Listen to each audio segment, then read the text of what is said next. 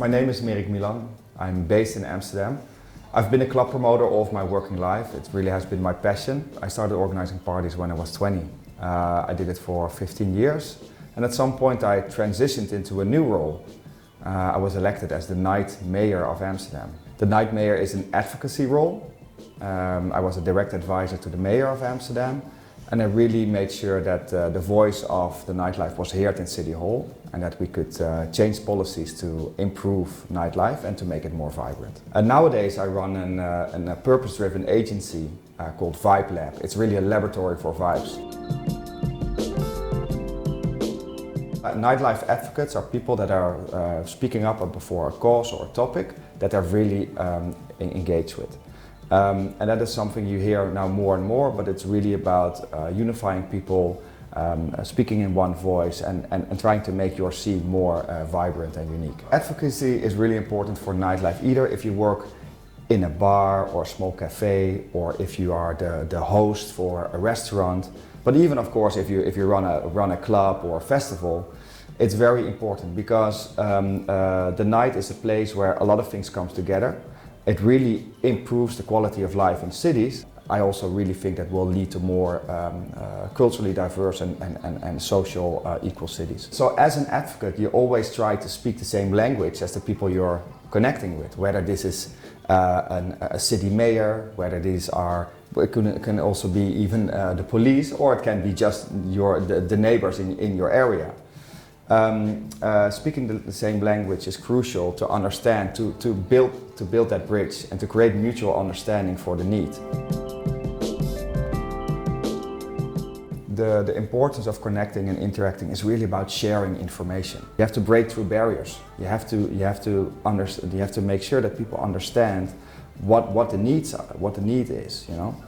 And by bringing stakeholders together, we can think about, you know, what is the common goal and how do we get there. Music, but also nightlife, have been demonized for such a long time, but who are like at night or in music, really often the most progressive, forward-thinking and open-minded people come together.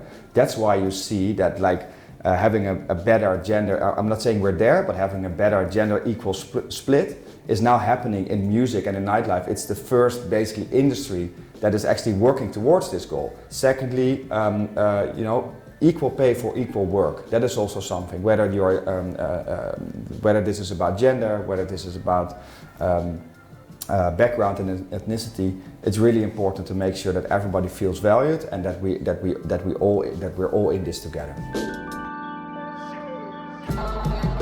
One of the key challenges which I see in many cities around the world is that our inner cities, or our cities in general, you know, are becoming more and more populated, more and more dense. There's just more people coming in. So a lot of venues at the moment are struggling with the rising rents, and really often nightlife establishments are the first victims of their own success.